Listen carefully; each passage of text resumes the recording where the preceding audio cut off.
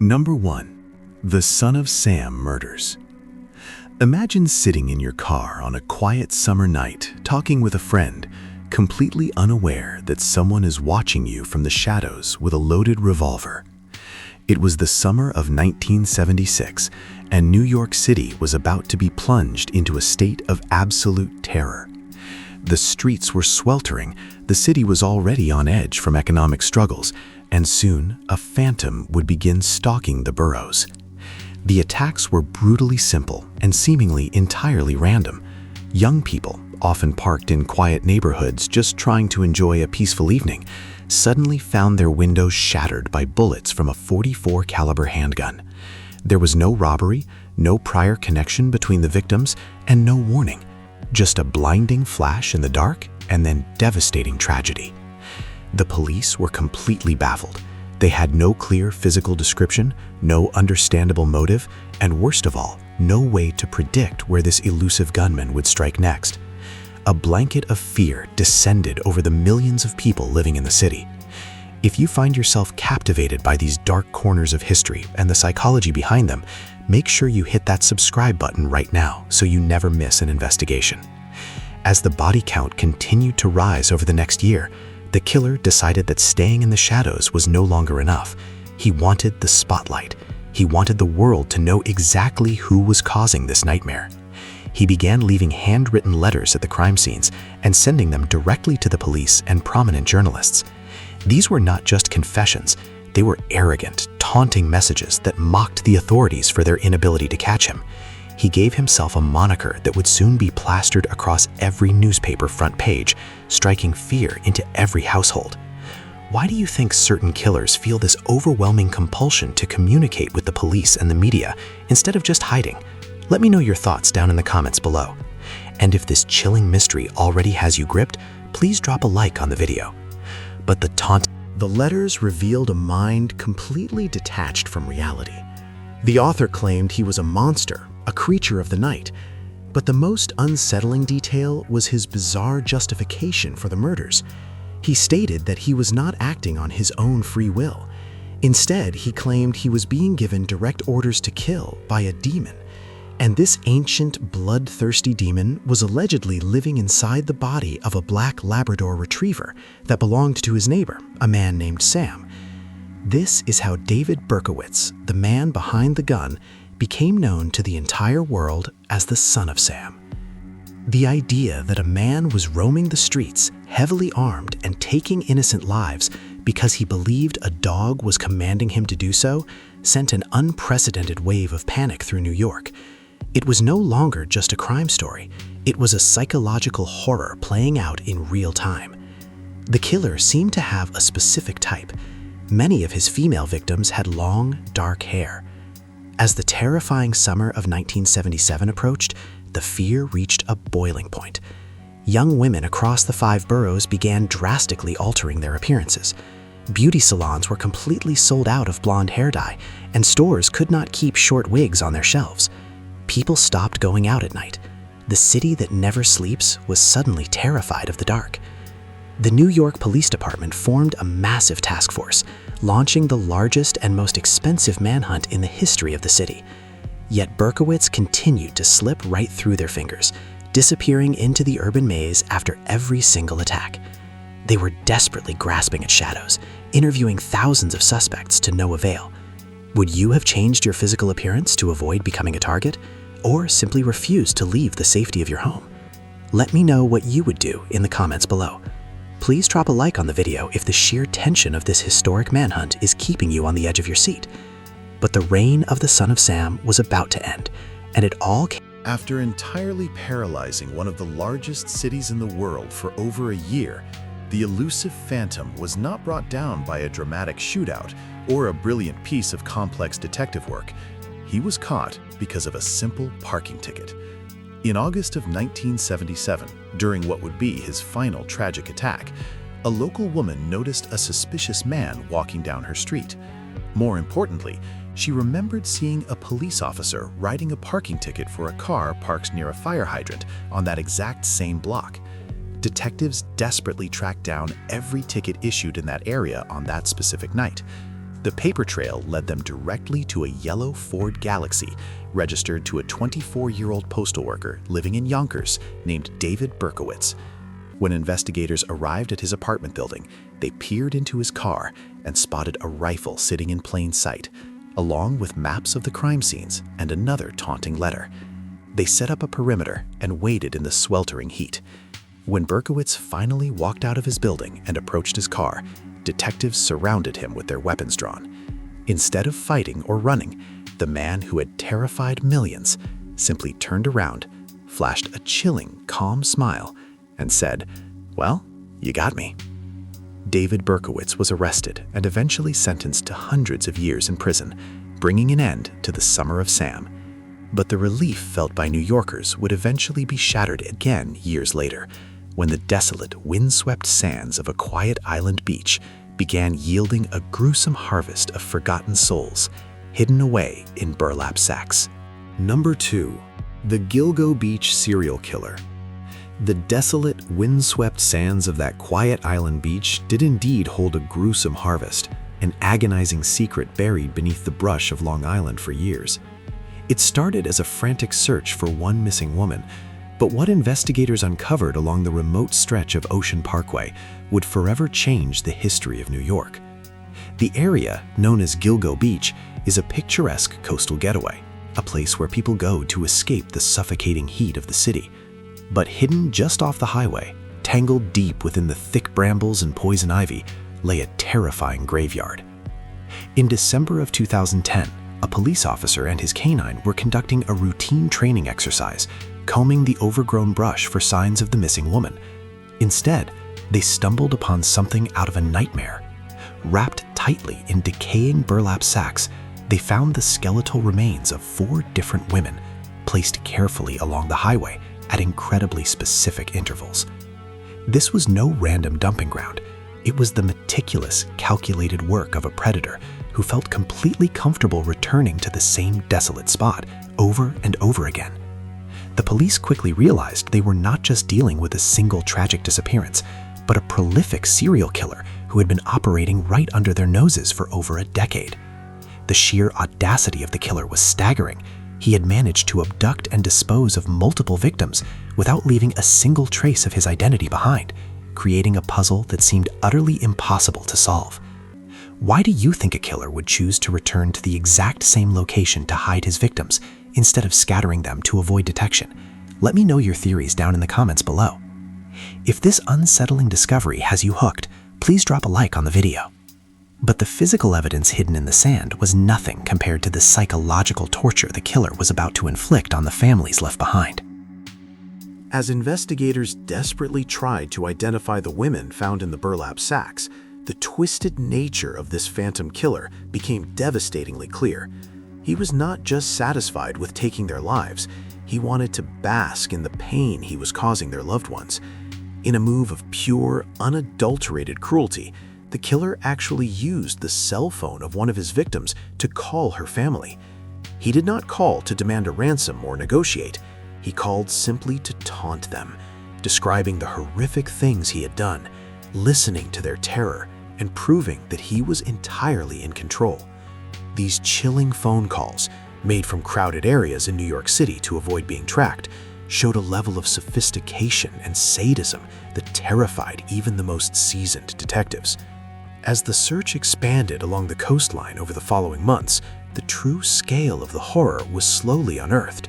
Police found the remains of even more victims, bringing the total to at least 10, maybe more, scattered across the barrier island. Some of the remains dated back to the late 1990s, meaning this invisible predator had been hunting the vulnerable for decades without ever making a fatal mistake. Entire task forces were assembled and disbanded, documentaries were filmed, and public outrage grew. But the Gilgo Beach killer remained a ghost. He was a phantom who knew how to cover his tracks perfectly, blending seamlessly into the massive, chaotic population of the surrounding city. It felt as though the families would never get justice, and the victims would forever remain tragic footnotes in an unsolved mystery. How would you cope if a faceless voice called you from a missing loved one's phone, knowing the police were powerless to stop them? Share your thoughts with me in the comments below. Please drop a like on the video if the sheer cruelty of this cold case is sending shivers down your spine. But For decades, the decaying burlap sacks and the taunting phone calls were the only horrifying legacy of the Gilgo Beach killer. But as forensic science slowly evolved, the microscopic mistakes he made all those years ago finally caught up to him. Investigators began utilizing highly advanced DNA technology, carefully re-examining the tiny hairs and degraded fibers found on the victims long ago. This painstaking work eventually pointed them toward a man who had been living a completely ordinary, unassuming life just across the bay. His name was Rex Heuermann, a towering, sharply dressed architectural consultant who commuted to a busy office in Manhattan every single day. He was a husband, a father, and a professional who walked among millions of people, hiding a monstrous double life behind a veneer of mundane suburban existence. In July of 2023, police quietly trailed him, waiting for the perfect moment. They watched as he discarded a pizza box into a sidewalk trash can. That discarded crust held the key. The DNA perfectly matched the microscopic evidence found on the victims. Suddenly, the phantom had a face. Heuermann was arrested and charged, sending shockwaves through his quiet Long Island neighborhood. The man who had allegedly terrorized the coast was not a drifter or an outcast. He was the architect living right down the street. While his arrest brought a long-awaited sense of relief, it also opened a terrifying new chapter. Authorities are still painstakingly combing through his massive, cluttered home, uncovering dark secrets, hidden basement vaults, and agonizing new clues. The investigation is far from over, and the haunting question remains: are there more victims out there, buried in places we have yet to look? The Gilgo Beach case proves that monsters can hide in plain sight for decades. But as the coastal winds... Number 3. The Alphabet Murders. That terrifying alphabetical pattern emerged upstate, tearing apart the quiet, unassuming city of Rochester and leaving investigators chasing a ghost who played a sickening game with children's names. In the early 1970s, Rochester, New York was a working-class community where kids played outside until the streetlights came on, and parents rarely worried about locking their front doors. It was a place defined by trust, but that innocence was brutally shattered in the fall of 1971. A 10-year-old girl named Carmen disappeared while walking home from a local pharmacy on an ordinary afternoon. Her family was frantic, searching the neighborhood streets as the sun began to set and the temperature dropped. 2 agonizing days later, the horrific truth was discovered. Her lifeless body was found discarded in a desolate gully, miles away from her home in the town of Churchville. It was a devastating tragedy that shocked the tight-knit community to its core, but at the time, police treated it as an isolated nightmare. However, as investigators began looking closer at the details, a deeply disturbing coincidence began to surface, one that would soon plunge the entire region into a state of absolute paranoia. The victim's name was Carmen Colon, her first and last names both beginning with the letter C, and her body was found in the town of Churchville, also beginning with the letter C. It seemed like a bizarre, cruel twist of fate, a meaningless detail in a horrific crime. But as time passed, the realization dawned that this was no coincidence at all. It was the calling card of a highly organized predator who was selecting his victims based on a twisted, alphabetic rulebook. Why do you think a killer would risk being caught just to satisfy such a rigid, bizarre obsession with letters and geography? Let me know your theories in the comments below. And if the chilling, calculated nature of this unsolved mystery has you hooked, please drop a like on the video, because the nightmare in Rochester was only just beginning, and the killer was already hunting for his next specific letter. 16 months after the devastating loss of the first victim, the unthinkable happened again, confirming the worst fears of the Rochester Police Department. An 11-year-old girl named Wanda Walkowitz vanished while running an errand at a neighborhood grocery store. The community immediately panicked, remembering the horrific tragedy from the previous year. The search was massive and frantic, but it ended in the exact same heartbreaking manner. Wanda was found lifeless off a rural highway in the town of Webster. Wanda Walkowitz, found in Webster, the letter W. The terrifying pattern was now an undeniable, calculated reality. A serial killer was operating in upstate New York, hunting innocent, vulnerable children whose initials matched the towns where he chose to discard them. The city was suddenly gripped by an unprecedented level of terror. Parents were terrified to let their children out of their sight for even a single second. Schools implemented strict new safety protocols, and police patrols were doubled across the entire county. But despite the heightened awareness, the phantom killer struck a third time in the winter of 1973. A little girl named Michelle Mayenza went missing after school. Days later, her body was discovered in the town of Macedon. Michelle Mayenza, found in Macedon, the letter M. 3 little girls, 3 double initials, 3 matching towns. The precision of the crime suggested a predator who was deeply familiar with the area, mapping out his gruesome geographical game board well in advance. The police were entirely overwhelmed by tips, but every single lead seemed to vanish into thin air. How would you explain to your child that they could not go outside because a monster was hunting people with their specific initials? Let me know how you would handle this terrifying situation in the comments below. Please drop a like on the video if the sheer psychological terror of this case is keeping you glued to the screen. But the most frustrating and haunting aspect of this entire investigation is what happened when the police finally thought they had cornered the man responsible for the alphabetical slaughter. The desperate hunt for the monster behind these calculated tragedies led investigators down a labyrinth of dead ends and false hopes. Hundreds of suspects were relentlessly interrogated by the authorities. At one point, police strongly focused on the uncle of one of the victims, a man who had a history of violent behavior and seemingly fit the psychological profile. However, after intense scrutiny and eventual tragedy when he took his own life, DNA testing decades later conclusively proved he was not the killer. Over the years, other notorious criminals who operated in upstate New York were closely examined. Some theorists even suggested that the famous hillside strangler from California, who had ties to Rochester, might have been involved before he moved out west. Yet, despite massive advancements in forensic science and the tireless efforts of cold case detectives, the true identity of the man who orchestrated this geographic nightmare remains entirely unknown. To this day, the case stands as one of the most baffling and heartbreaking unsolved mysteries in the history of American true crime. The 3 little girls, whose only mistake was having the wrong initials in the wrong city, have never received the justice they so desperately deserve. The killer simply stopped his grim game after the letter M, leaving behind a shattered community and a terrifying legacy that still haunts the city of Rochester.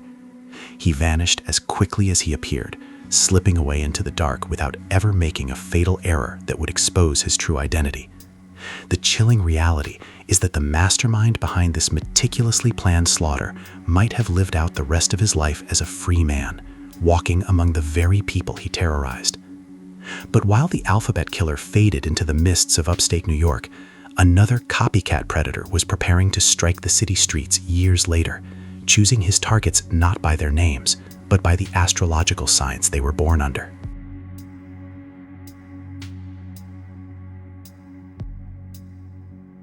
Number 4. The New York Zodiac Copycat. That copycat predator was about to turn the bustling streets of New York City into his own twisted astrological hunting ground, reviving a nightmare that the world thought was buried on the West Coast decades ago. It was the spring of 1990, and the city was already grappling with soaring crime rates. But the New York Police Department was about to face a phantom who treated murder like an elaborate cosmic game. It began with a sudden, unprovoked shooting in Brooklyn. An elderly man was severely wounded, and the only clue left behind was a handwritten note featuring a chilling symbol, a circle with a cross through it. This was the infamous signature of the Zodiac Killer, a monster who had terrorized California and was never caught. The police initially hoped it was just a sick prank. However, weeks later, another victim was shot and another letter arrived. This new predator, eventually revealed to be Heriberto Seda, was deliberately mimicking an elusive serial killer. He sent the police and local media complex, cryptic ciphers, demanding they be published on newspaper front pages. But this copycat added his own uniquely terrifying twist to the methodology. He was not just shooting people at random, he was carefully selecting his victims based entirely on their astrological star signs. He claimed the alignment of the planets and the specific birth dates of these innocent citizens dictated his actions. The panic that swept through the boroughs was unprecedented. Anyone walking down the street could suddenly become a target simply because they were a Taurus or a Gemini. If a killer was targeting people based strictly on their birth month, how would that alter the way you view strangers passing you on the sidewalk? Let me know your thoughts in the comments below. Please drop a like on the video if the psychological warfare of this copycat killer has you gripped. But the most terrifying part of this astrological nightmare was how completely invisible the shooter managed to remain in the massive concrete labyrinth of the city while executing his... The terror escalated as the brutal attacks continued intermittently over the next 3 years, leaving 3 people dead and several others critically wounded. The New York copycat proved to be incredibly elusive, striking violently in different boroughs, from the quiet residential blocks of Queens to the busy avenues of Brooklyn. He utilized rudimentary homemade zip guns, which made tracing the ballistics nearly impossible for forensic experts. After pulling the trigger, he would melt away into the massive crowds of the city, leaving behind his signature taunting notes adorned with astrological wheels and complex codes. The psychological toll on the city was immense. Citizens became hyper-aware of their surroundings, and the simple act of innocently asking someone their star sign suddenly carried a dark, terrifying weight. The police department formed a massive task force, pulling in the absolute best elite codebreakers and behavioral analysts to decipher the rambling messages. They desperately tried to anticipate which astrological sign the killer would target next, studying the calendar for celestial events. Despite their exhaustive efforts, the sheer randomness of the targets meant that police were always one agonizing step behind. The shooter was a ghost, a deeply disturbed, reclusive young man who spent his isolated days completely obsessing over military weapons and serial killer literature in his messy, cramped bedroom. He blended in perfectly with the millions of faces in the metropolis, completely unnoticed by his neighbors. He believed he was invincible, entirely outsmarting the largest police force in the country while continuing his grim homage to a legendary monster. What exactly do you think goes through a person's mind to make them worship an uncaught killer to the point of violently recreating their crimes? Share your The dramatic conclusion to this terrifying manhunt did not happen during a brilliant sting operation or a complex deciphering of the killer's cryptic codes. Instead, it unraveled completely by accident on a frantic summer day in 1996. Heriberto Seda, the man who had styled himself as an untouchable criminal mastermind, became enraged during a mundane argument with his own half-sister inside their Brooklyn apartment. The dispute quickly escalated into horrific, life-threatening violence when he pulled out one of his homemade firearms and shot her in the back. She miraculously managed to escape and summon the police, leading to a massive, heavily armed standoff. SWAT teams and hostage negotiators surrounded the building as Seda barricaded himself inside, holding another family member at gunpoint. For hours, the neighborhood was completely locked down in a tense, terrifying, and highly publicized siege. Eventually, the exhaustive negotiations worked, and Seda surrendered his weapons, walking out of the building in handcuffs. At the police precinct, detectives viewed him simply as a volatile man involved in a tragic family dispute. They handed him a pen and paper, asking him to write a standard confession detailing the events of the standoff. As an experienced detective reviewed the handwritten statement, his blood ran cold. He recognized the distinct, bizarre handwriting instantly, but it was the symbol Seda nonchalantly drew at the very bottom of the page that confirmed his worst fears. It was the crossed circle of the Zodiac. The phantom who paralyzed millions was finally unmasked by his own arrogance and explosive temper. Seda was ultimately convicted and sentenced to over 200 years behind bars, ensuring he would never see the stars from the streets of New York again. The city breathed a collective sigh of relief as the copycat was locked away. Number 5. The Porco family axe attack. Deep in the quiet suburbs of upstate New York, that unimaginable nightmare was unleashed when a monster crept into a peaceful family home armed with an axe. It was the fall of 2004, and Peter and Joan Porco were asleep in the safety of their own suburban bedroom. They were a deeply respected, loving couple, pillars of their local community who had worked hard to provide a beautiful life for their children. But as the freezing night draped over their neighborhood, a silent figure bypassed the home's security system with chilling familiarity. The intruder crept up the carpeted stairs, gripping a devastatingly lethal weapon, and entered the master bedroom. Without a single word of warning or a moment of hesitation, a horrific, frenzied, and entirely unprovoked attack began in the terrifying pitch-black darkness of the room. The sheer brutality of the violence inflicted upon the sleeping couple was so severe that it defied all human comprehension. The house eventually fell silent again, holding a gruesome, blood-soaked secret within its perfectly painted suburban walls as the morning sun slowly began to rise over the quiet street outside. But the true horror of this chilling crime was not just the violent act itself. It was the entirely unnatural chain of events that unfolded the following morning when the alarm clock went off. In a terrifying display of a rare medical phenomenon, one of the victims was about to wake up and start their day, completely unaware that they had been fatally wounded.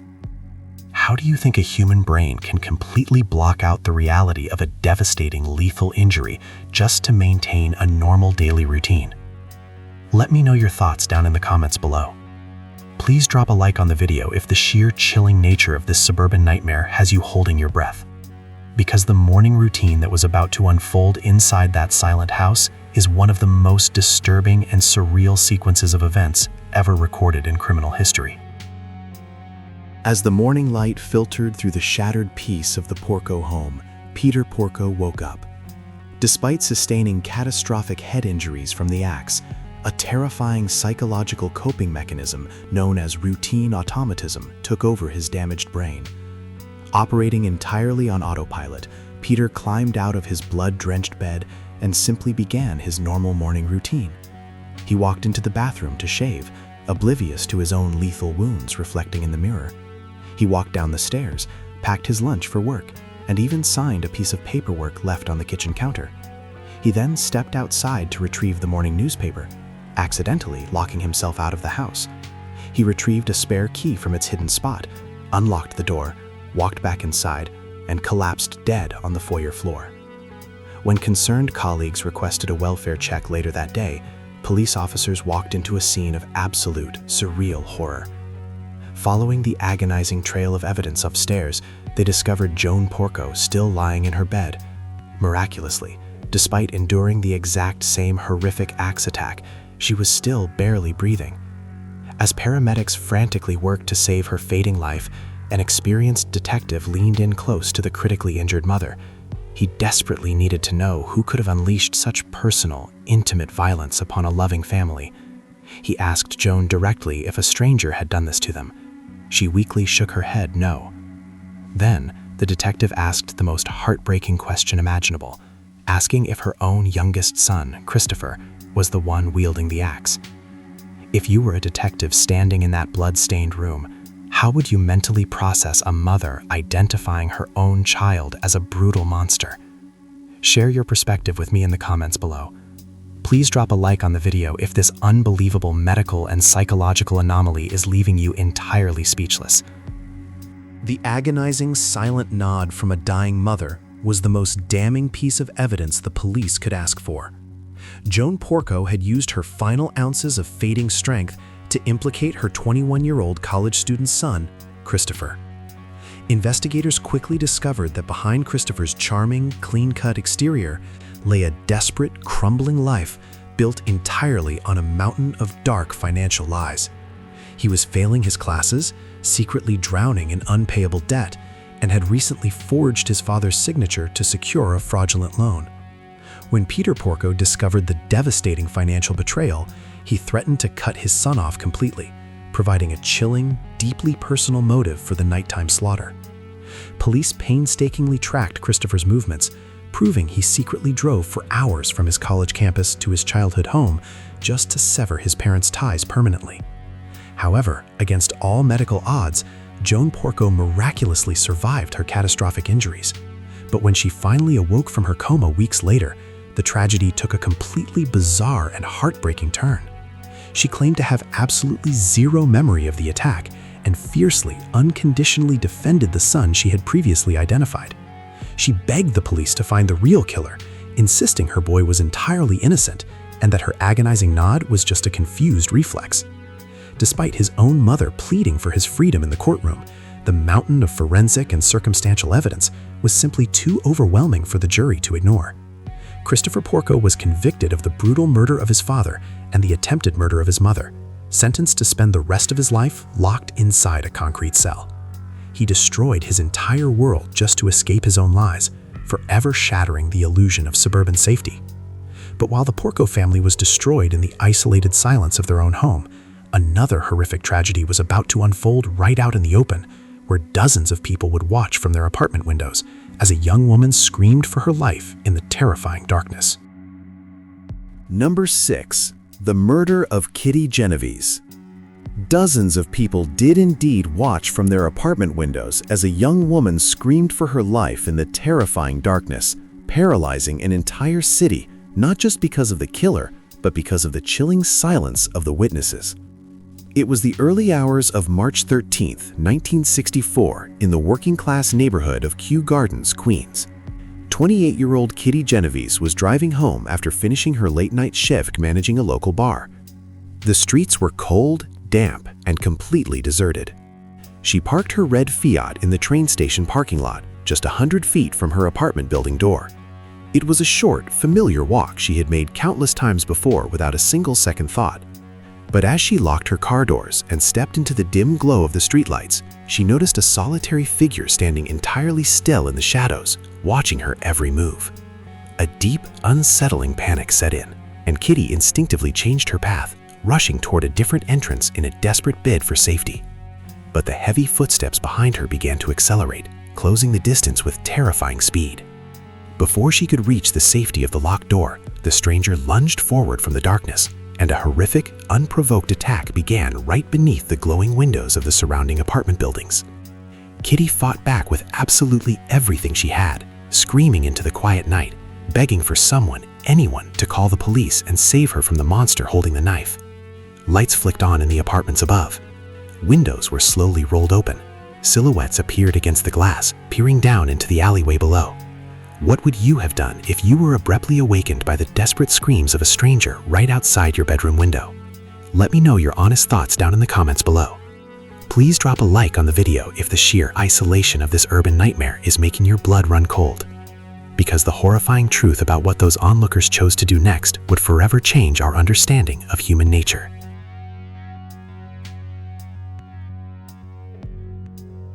The horrifying truth is that despite her agonizing cries for help echoing through the narrow courtyard, the neighborhood response was a devastating, deafening silence. The attacker, a man named Winston Mosley, initially fled into the shadows when one single voice from a high window yelled out, demanding he leave the girl alone. Kitty, bleeding and severely injured, struggled to her feet and slowly dragged herself toward the rear entrance of her building, desperately seeking a safe haven. She collapsed in the narrow vestibule, hidden from the street, but still entirely alone. 10 agonizing minutes passed in the cold. The lights in the apartments above gradually switched back off. People returned to their warm beds, convincing themselves it was just a lover's quarrel or a drunken dispute that did not involve them. Sensing that the police sirens were not coming, Mosley returned to the scene. He methodically searched the perimeter, hunting his wounded prey with terrifying calmness. He found Kitty helpless in the vestibule and resumed his brutal assault, ensuring she would never make it inside her apartment. According to the original, highly publicized reports that would soon shock the entire world, 38 separate individuals witnessed or heard portions of the agonizing 35-minute ordeal, yet not a single person picked up the telephone to call for emergency assistance while the attack was actively happening. It was an unfathomable display of collective apathy that left seasoned homicide detectives completely stunned. The story exploded across the front pages of newspapers, painting New York as a cold, heartless metropolis where neighbors would literally watch you die without lifting a single finger. How do you think an entire community of ordinary, law-abiding citizens could collectively rationalize doing absolutely nothing while a life was violently taken just feet away? Share your psychological theories with me in the comments below. Please drop a like on the video if the sheer, chilling reality of this societal failure has you completely captivated. But the aftermath of this tragedy would go far beyond just a criminal trial, ultimately birthing a brand new psychological phenomenon that affects all of us to this very day. The psychological phenomenon birthed from this tragedy became known worldwide as the bystander effect, a chilling scientific theory proving that the greater the number of people present during an emergency, the less likely any single individual is to step forward and actually help. Psychologists studied the Kew Gardens residents intensely, concluding that a dangerous diffusion of responsibility had occurred. Every single person who heard the screams simply assumed that someone else had already called the police, leading to a catastrophic chain reaction of total inaction. Mosley was eventually apprehended just days later during an entirely unrelated burglary, completely unbothered by the monstrous crimes he had committed. He coolly confessed to the murder of Kitty Genovese, along with 2 other women, detailing his hunts with a sickening lack of emotion. He was convicted and spent the rest of his life in a maximum security prison, repeatedly denied parole until his death decades later. In the years following the trial, modern historical research has actually challenged the original narrative, revealing that the infamous number of 38 witnesses was likely exaggerated by the media, and that a few neighbors did in fact attempt to call the authorities or comfort Kitty in her final moments. However, the cultural impact of that exaggerated story had already forever altered American society.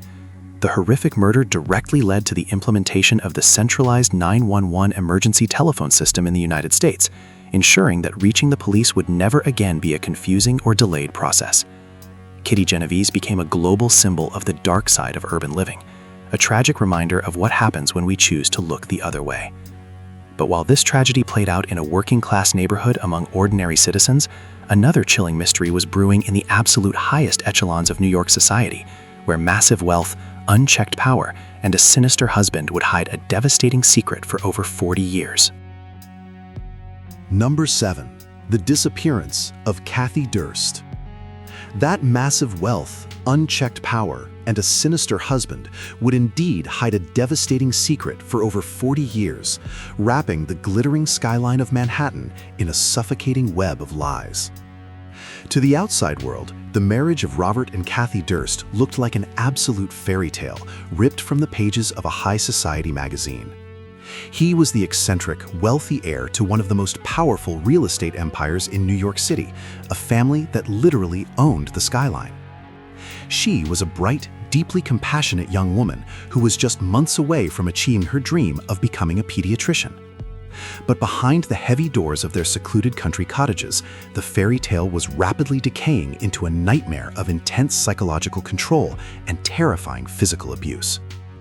Kathie was desperately trying to escape the marriage, demanding a divorce and securing her own secret apartment, but Robert was entirely unwilling to let his prized possession walk away. The tension finally shattered on a freezing evening in January of 1982.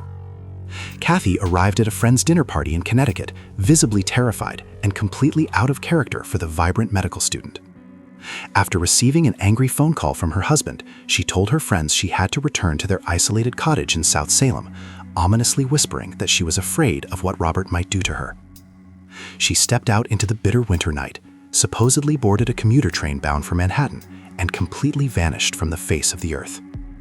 When a powerful billionaire waits several agonizing days to report his wife missing, deliberately misleading detectives and scrubbing his properties, the investigation is compromised from the very first second. How would you fight for justice if the prime suspect in your loved one's disappearance had enough money to buy silence from the entire city? Let me know your thoughts down in the comments below. Please drop a like on the video if the sheer corruption and manipulation of this case is making your blood boil. Because the devastating truth about what happened to Kathie Durst was just the first domino to fall in a decades-long trail of unimaginable bloodshed. The devastating truth about what happened to Kathie Durst was just the first domino to fall in a decades-long trail of unimaginable bloodshed, as her husband used his fortune to repeatedly slip through the law's fingers. For nearly 2 agonizing decades, Kathie's family fought entirely alone, while Robert Durst moved on, living a life of luxury and bizarre paranoia. The case remained frozen until the year 2000, when authorities quietly decided to reopen the investigation. Their first target was Susan Berman, a prominent mafia daughter living in Los Angeles who happened to be Robert's loyal best friend. She acted as his fierce public defender back in 1982, and detectives believed she held the darkest secrets regarding Kathie's final moments. But just days before investigators could question her, Susan was found brutally murdered inside her Beverly Hills home, shot execution style in the back of the head. Knowing the police were closing in, the billionaire abandoned his life and went on the run.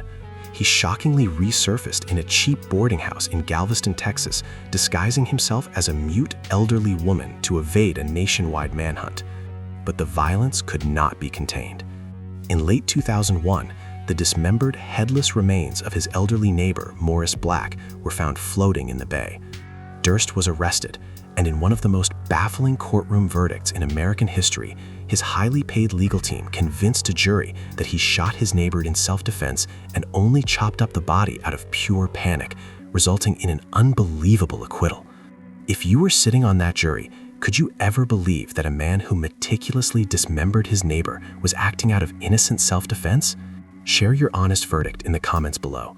Please drop a like on the video if this billionaire's ability to constantly escape justice is leaving you completely speechless. But Robert Durst's unparalleled luck was finally about to run out, completely destroyed by his own staggering arrogance.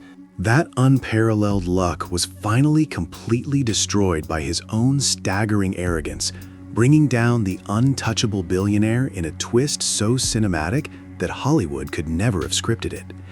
Years after literally getting away with murder in Texas, Robert Durst felt so entirely invincible that he voluntarily agreed to participate in a massive documentary series about his life and the dark clouds of suspicion that followed him. He believed he was the smartest man in the room, fully capable of manipulating the filmmakers and the global audience.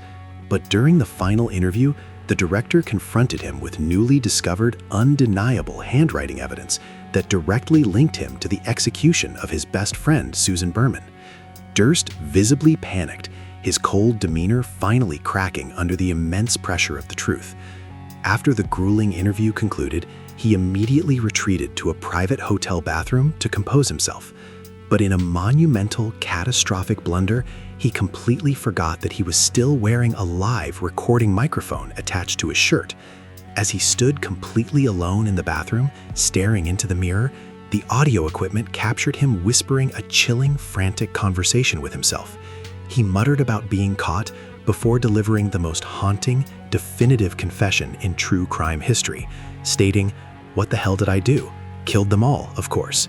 That horrifying audio recording echoed around the entire world, leading directly to his dramatic arrest just hours before the documentary finale aired on television.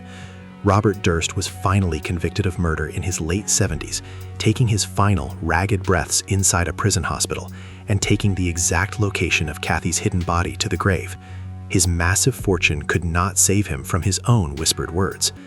But while this billionaire's reign of terror played out in the modern era, another incredibly wealthy, deeply disturbed man was preparing to commit the ultimate public execution over a century ago, walking into a packed, glamorous rooftop theater to exact a jealous, Number 8. Stanford White. The ultimate public execution in a packed, glamorous rooftop theater to exact a jealous, bloody revenge on the city's most legendary creator unfolded on a warm summer night in 1906, completely shattering the dazzling illusion of the Gilded Age. The location was the majestic Madison Square Garden, a masterpiece designed by the very man who was about to lose his life beneath its glowing lights. Stanford White was not just an architect, he was an absolute titan of high society, a towering figure of immense power, wealth, and insatiable appetites. As the glittering elite of Manhattan gathered on the open-air rooftop theater to enjoy a lively musical comedy, White sat alone at his usual table, completely absorbed in the performance and entirely unaware that a heavily armed shadow was closing in on him. This shadow was Harry Kendall Thaw, a violently unstable, deeply paranoid heir to a massive coal fortune whose immense wealth allowed him to live entirely above the law. Thaw was completely consumed by a blinding, obsessive hatred for White. The source of this lethal obsession was Thaw's young wife, Evelyn Nesbit, a breathtakingly beautiful woman who was widely considered the world's very first supermodel. Years earlier, when Evelyn was just a vulnerable teenager navigating the treacherous waters of Broadway, she had been ruthlessly preyed upon by the much older, incredibly powerful Stanford White. Thaw could never let go of his wife's dark past, allowing a poisonous, paranoid jealousy to fester in his fractured mind until it demanded absolute, violent retribution. If you discovered that a powerful, untouchable figure had severely harmed someone you deeply loved long before you met them, how far would you go to balance the scales of justice? Let me know your honest limits down in the comments below. Please drop a like on the video if the sheer opulence and impending doom of this historical tragedy has you entirely captivated. Because as the musical reached its grand finale, Thaw finally made his terrifying fatal move toward the architect's table. As the musical reached its grand finale and the chorus girls danced across the brightly lit stage, Harry K. Thaw finally made his terrifying, fatal move toward the architect's table. He began pacing erratically through the crowded aisles of the rooftop theater, his eyes locked onto the back of Stanford White's head. The surrounding audience, dressed in tuxedos and lavish gowns, simply assumed Thaw was just another restless patron enjoying the evening breeze. But as the band struck up an upbeat tune, Thaw suddenly stopped directly beside White's table, pulling a heavy revolver from beneath his dark coat. In front of hundreds of horrified witnesses, Thaw raised the weapon and fired 3 devastating shots at point-blank range, instantly ending the life of the most famous architect in America. The deafening cracks of the gunfire momentarily paralyzed the entire theater. For a split second, the audience believed it was just a dramatic part of the theatrical performance. But as White's lifeless body crashed to the floor, absolute sheer panic erupted across the rooftop. Thaw did not attempt to run. He stood proudly over the fallen titan, holding the smoking gun high in the air, and loudly declared to the screaming crowd that he had killed the beast because he had ruined his wife. The police quickly swarmed the theater, arresting the wealthy heir without a single struggle. Overnight, the shocking assassination exploded across the front pages of every major newspaper in the world, instantly dubbed the crime of the century. The public was completely ravenous for the scandalous details, fascinated by the intoxicating collision of unimaginable wealth, hidden predatory secrets, and cold-blooded murder. How do you think a jury could ever remain impartial when a crime is committed in front of hundreds of witnesses and instantly becomes the most sensationalized media circus in the entire world? Share your perspective with me in the comments below. Please drop a like on the video if the sheer audacity of this public execution is leaving you breathless. But the explosive trial that followed was about to drag the absolute darkest secrets of high society directly into the unforgiving spotlight.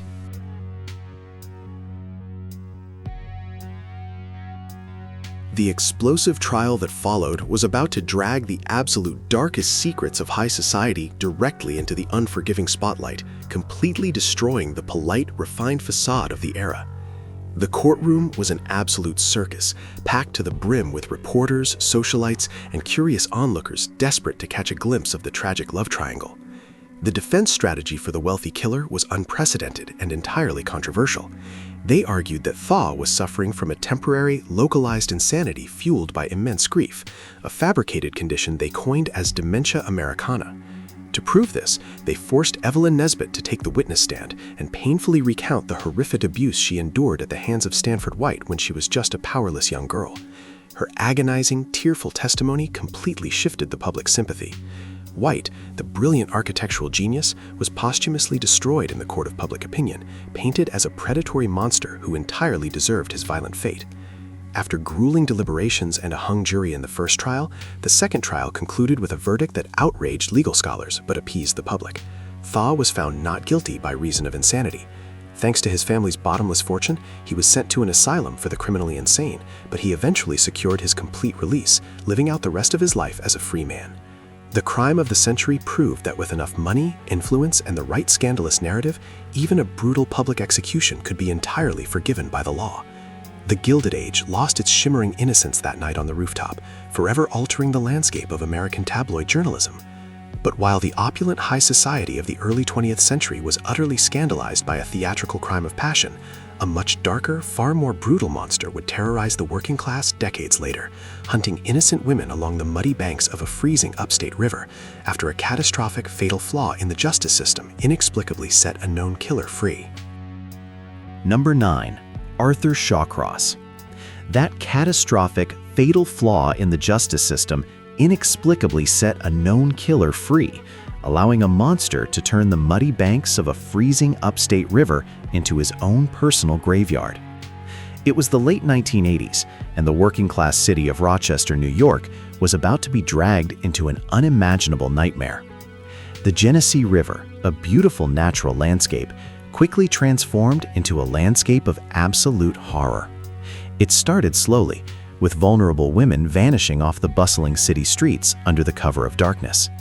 Many of these women lived on the absolute margins of society, fighting daily battles with poverty, making them the perfect, invisible targets for a predator. But when the bitter cold of winter thawed, the terrifying reality of their disappearances was unearthed. Fishermen, hunters, and hikers began stumbling upon the brutally mutilated remains of these missing women, hidden away in the dense, isolated woods and muddy ravines along the river. The extreme level of violence inflicted upon the victims was so disturbing that it shocked even the most hardened, veteran homicide detectives. The killer was not just taking their lives, he was performing acts of unspeakable savagery, leaving a trail of absolute devastation in his wake. As the body count rapidly climbed to 14 victims, a suffocating blanket of fear covered the city. Police hunted a phantom who knew exactly how to evade capture, leaving behind almost no forensic evidence.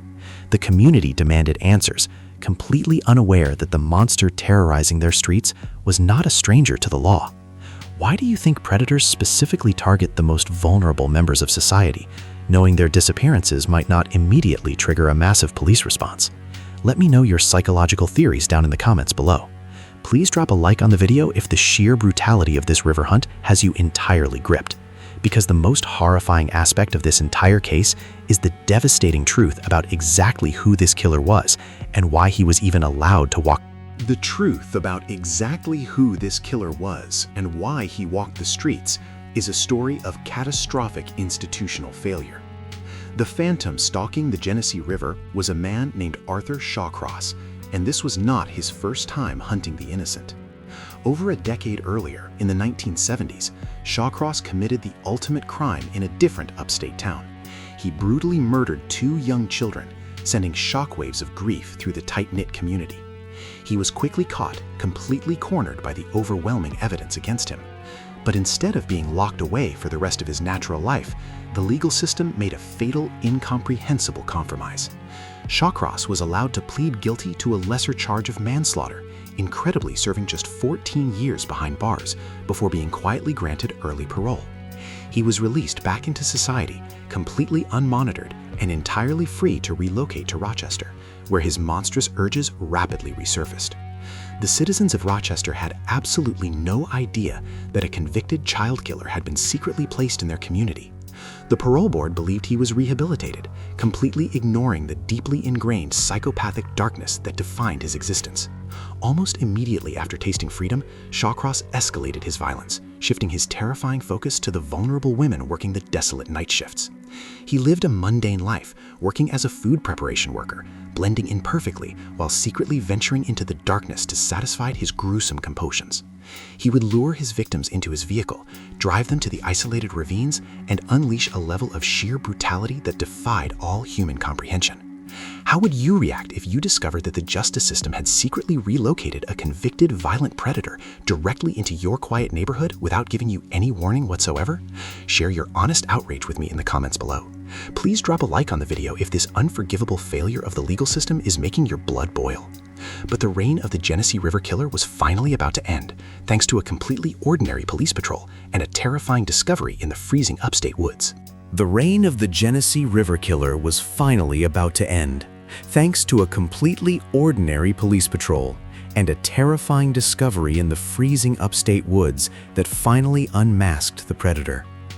In January 1990, law enforcement launched a massive sky surveillance operation, using a police helicopter to scan the desolate river areas where previous victims were found. During a routine flight, the pilot spotted a suspicious vehicle parked near a remote, frozen gorge. As officers approached the vehicle on the ground, they caught Arthur Shawcross standing directly over the recently discarded remains of his final victim. He brazenly returned to the gruesome scene, confident he was invisible to the law. He was immediately taken into custody, and the sheer magnitude of his monstrous double life finally collapsed. Under intense interrogation, Shawcross abandoned his silent facade and coldly confessed to the slaughter of all 14 women. The subsequent trial was a highly publicized, deeply disturbing descent into the mind of a psychopath. His defense team desperately attempted to argue that he suffered from severe brain damage, extreme post-traumatic stress from his military service, and a horrific childhood, pleading for a verdict of insanity. However, the jury saw right through the medical excuses, recognizing the chilling, calculated nature of a man who meticulously planned every single murder. Shawcross was convicted and sentenced to over 250 years in a maximum security prison, ensuring he would die behind bars decades later. The devastating realization that these 14 lives could have been saved if the system had simply refused to release him continues to haunt the legal community to this day. But while Shawcross utilized the dark, isolated woods to hide his unspeakable crimes from the modern world, a completely different... Number 10. The Ruth Snyder case. That most shocking, illegally captured photograph in the history of American journalism immortalized a gruesome, intimate murder right in the Roaring '20s, exposing the dark, suffocating reality of a desperately unhappy marriage. It was the spring of 1927, an era defined by glittering jazz and prohibition parties, but inside a quiet suburban home in Queens, New York, a deeply sinister plot was brewing.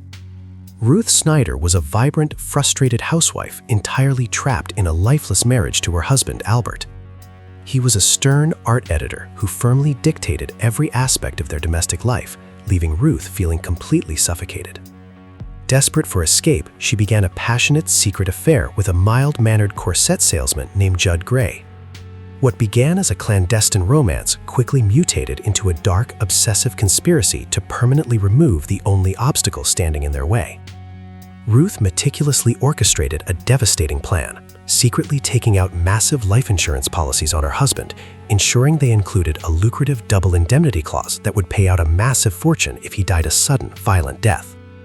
On a quiet night in March, the treacherous lovers put their horrific scheme into motion. While Albert slept soundly, oblivious to the betrayal lurking in the shadows, the pair crept into the room wielding a heavy sash weight, chloroform, and a length of picture wire.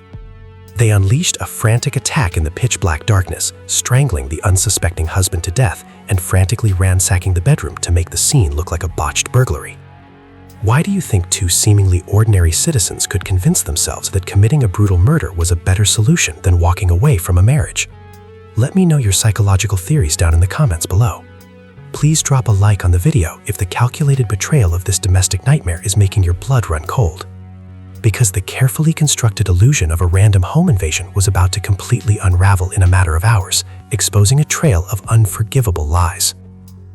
The carefully constructed illusion of a random home invasion began to completely unravel the absolute second homicide detectives stepped inside the bloodstained Queens residence.